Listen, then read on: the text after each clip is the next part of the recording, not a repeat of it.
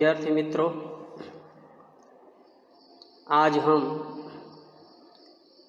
स्पर्श main book में एक फूल की चाह के बाद पद्य विभाग में एक नया काव्य पढ़ने वाले हैं, समझने वाले हैं, जिसका नाम है खुशबू रचते हैं हाथ, जो अरुण कमल ने रचा है। उनका जो समयकाल है 1954 का है। अब हम अरुण कमल के बारे में कुछ परिचय प्राप्त करते हैं। तो छायावाद और रहस्यवाद की ऊंची उड़ान भरकर हिंदी कविता ने जब धरातल पर स्पर्श किया तो प्रगतिवाद और प्रयोगवाद की बैंगनी जमीन दिखाई देने लगी। इसी समय जीवन संघर्षों से जूझते हुए मानव का चित्र, उसकी उलझनों तथा परिवर्तन की तेज रफ्तार को अपनी लेखनी का विषय बनाने वाले कवि अरुण कमल का जन्म बिहार के रोहतास जिले के नासरीगंज में 15 फरवरी 1954 को हुआ था।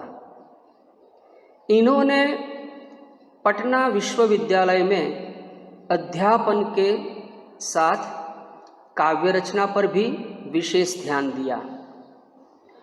कविता के क्षेत्र में आम आदमी की समस्याओं तथा सामाजिक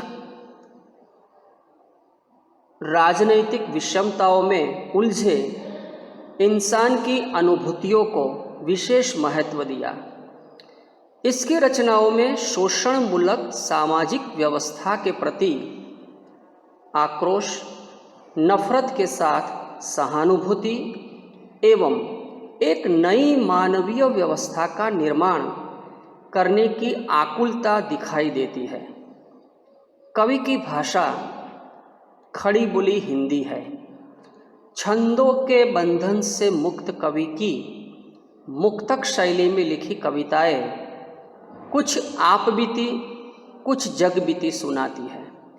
अब हम अरुण कमल की कुछ प्रमुख कृतियां के बारे में देखते हैं, जिसमें है अपनी केवल धार, सबूत, नए इलाके में, पुतली में संसार, कविता और समय, माइकोव्स्की की आत्मकथा और जंगल बुक का अंग्रेजी में अनुवाद। तो हमारे 9th के अभ्यासक्रम में 2 काव्य हैं। एक है नए इलाके में अरुण कमल का, और दूसरा ये जो हम अभी पढ़ रहे हैं खुशबू रचते हैं हाथ। तो नए इलाके में काव्य मित्रों मैंने आपको बताया कि वो रद्द हो गया है, और आपको सिर्फ उनकी ये दूसरी जो रचना है खुशबू रचते हैं हाथ, यही आपको तैयार करनी है। तो ये जो नए इलाके का जो पाठ है, सार थोड़ा सा 4 पंक्ति का है, वो आपको नहीं तैयार करना है। अब खुशबू रचते हैं हाथ में हम पाठ का संक्षिप्त परिचय देखते हैं। सामाजिक विषमताओं को उकेरती हुई अरुण कमल विरचित ये कविता बदबू और गंदगी के बीच खुशबू की रचना करने वाले गरीब, अभावग्रस्त तथा शोषित मजदूर एवं कामगार वर्ग के जीवन सत्य को अनावृत करती है, यानी कि उजागर करती, खोलती है उनके जीवन सत्य को, कि लोग कैसे जीते हैं, किस हालत में हैं, वो सारी बातें बताने का यत्न हमारे कवि अरुण कमल ने किया है। ये गरीब लोग दूसरों के जीवन को महकाते हैं, परंतु खुद स्वयं बदबू के बीच जीवन व्यतीत करने को विवश है, लाचार है। वर्गभेद एवं आर्थिक अभाव से पीड़ित केवड़ा, गुलाब, खस और रात रानी की सुगंध से समाज को सुगंधित करने वाले ये हाथ भी समाज का सहयोग प्राप्त कर सके, यह कविता का इस दिशा में किया गया एक छोटा सा प्रयास है। कवि ने इस कविता में गरीब, मजदूर, कारीगरों की दुर्दशा का चित्रण किया है। कवि ने स्पष्ट करना चाहा है कि दूसरों के जीवन में खुशबू बिखेरने वाले इन गरीबों को बदबू में जीने को मजबूर होना पड़ता है। तो कहने का मतलब ये है कि यहाँ पर जो मजदूर है, जो कारीगर लोग हैं, वो कैसी हालत में जी रहे हैं। पूरे समाज को, देश को महकाने वाले, अगरबत्तियों का व्यापार करने वाले ये सारे मजदूर गंदे चालियों में रहते हैं, गंदे इलाकों में बसते हैं और किस तरह से उनका शोषण होता है उस पर कवि ने व्यंग्य किया है। तो यहाँ पर हमने कुछ पॉइंट्स में, मुद्दे में उसको समझाने का यत्न किया है। जैसे कि है खुशबू रचते हैं हाथ, हमारे काव्य का टाइटल है, जिसके कवि है अरुण कमल। किसके बारे में है? तो गरीब और अभावग्रस्त लोग गंदी बदबूदार गलियों में रहते हैं। ऐसे लोग सुगंधित अगरबत्तियों का निर्माण करते हैं, बनाते हैं और दूसरों के जीवन में सुगंध फैलाने का काम करते हैं। अब इन लोगों का आवास कहाँ पे है, कहाँ पर बसते हैं ये लोग? तो गंदी, संकरी, अंधेरी गलियों के बीच मुल्क की सुप्रसिद्ध अगरबत्तियों बनाते हैं और उसी जगहों में ये लोग रहते हैं। अब ये मजदूर किस दशा में, उनकी शारीरिक अवस्था किस तरह से हो गई है उसके बारे में भी बताया गया है, जिसमें है उभरी नसों वाले, यानी कि जो मैच्योर हैं, परिपक्व लोग हैं, इन लोगों की बात है। घिसे नाखूनों वाले लोग समाज को सुगंधित बनाने में अपना योगदान देते हैं।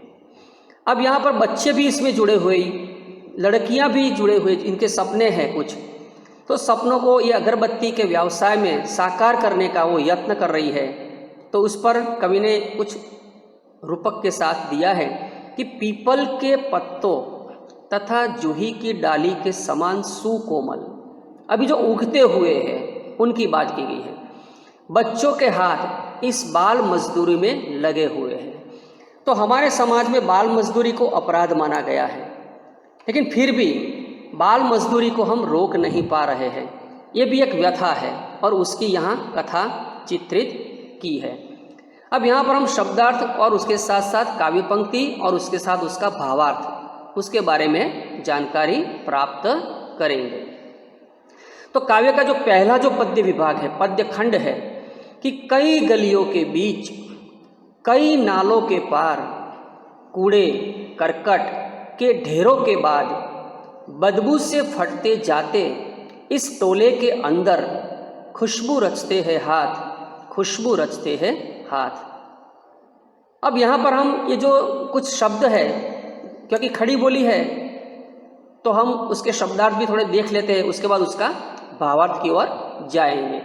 जैसे यहाँ नाला है, नाला तो गंदी नाली के निकास के लिए जो रास्ता बनाया जाता है नहर की तरह, उसको नाला बोला जाता है, जो कच्चा होता है।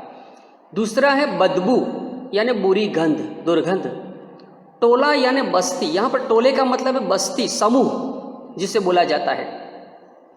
अब उसका पंक्तियों का जो सामान्य अर्थ है, जो भाव है, वो इस तरह से है कि इन पंक्तियों के अंदर कवि ने खुशबू की रचना करने वाले गरीब, अभावग्रस्त मजदूरों के कठिन जीवन संघर्ष को दर्शाया है। कवि के अनुसार ये गरीब लोग, कामगार, अत्यंत निम्न स्तर का जीवन व्यतीत करते हैं। जो हाथ खुशबू फैलाने वाली अगरबत्तियों का निर्माण करते हैं, वे स्वयं खुद बदबूदार और तंग बस्तियों में अपना जीवन व्यापन करते हैं। तो शहर के किनारे, कूड़े करकट के पार, नालों के पार, गंदे नालों के पार, कूड़े करकट पर और गंदगी के ढेरों पर उन्हें रहना पड़ता है। फिर भी ये गरीब मजदूर दूसरों के जीवन के अंदर सुगंध फैलाना और आनंद भरने का कार्य करते हैं।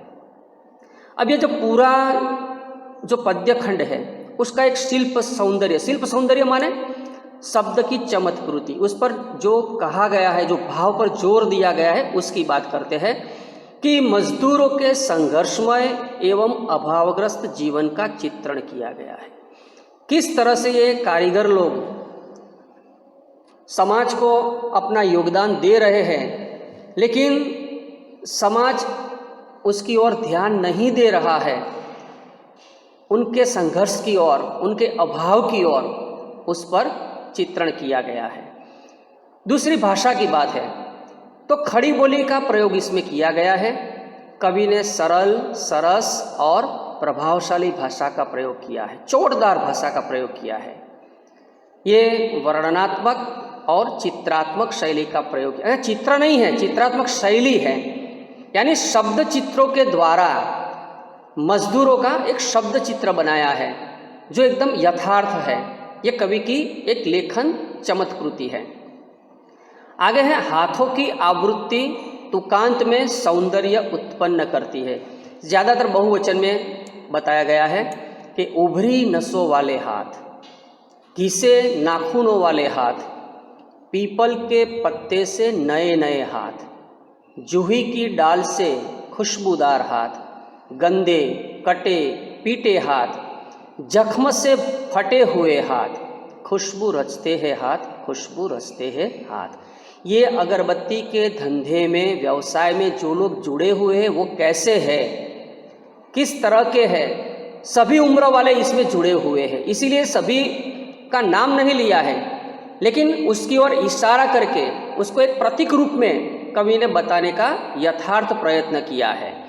अब हम शब्दार्थ की ओर जाते हैं कि जूही तो एक प्रकार का पुष्प है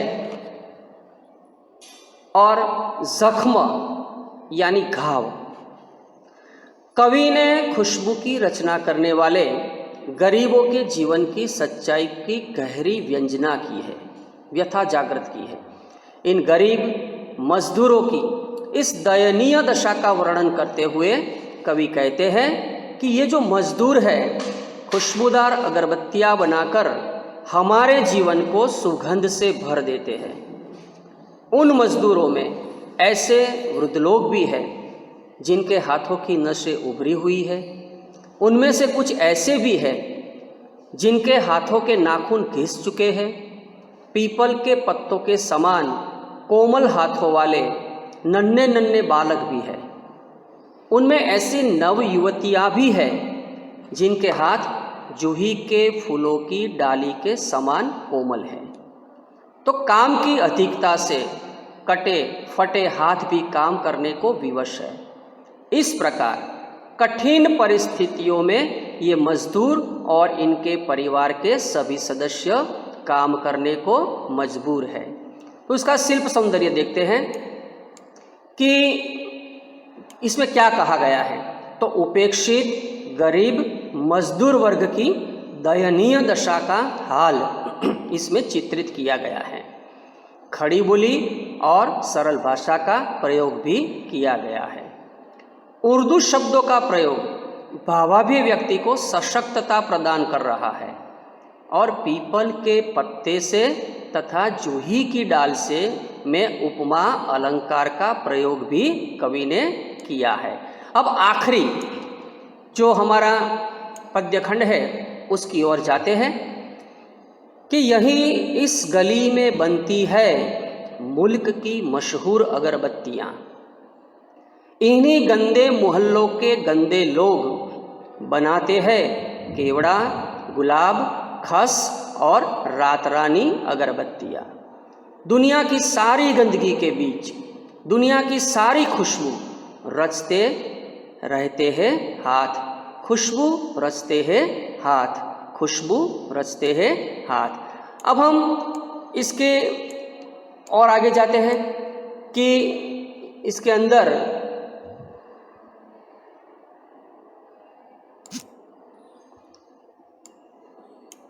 जो शब्दार्थ है और उसका भावाभिव्यक्ति है उसकी ओर जाते हैं। मुल्क यानी देश, मशहूर यानी प्रसिद्ध, केवड़ा खुशबूदार फूल का एक पेड़ है, रात रानी का एक पुष्प होता है, बहुत ही सुगंधित होता है। अब कहने का मतलब है कि कवि के अनुसार इसी तंग बदबूदार गंदी गलियों में देश की प्रसिद्ध अगरबत्तियाँ बनाते हैं। इन्हीं गंदे मोहल्लों में रहने वाले गंदे लोग गुलाब, केवड़ा, खस और रात रानी की सुगंध वाली खुशबूदार अगरबत्तियाँ बनाते हैं।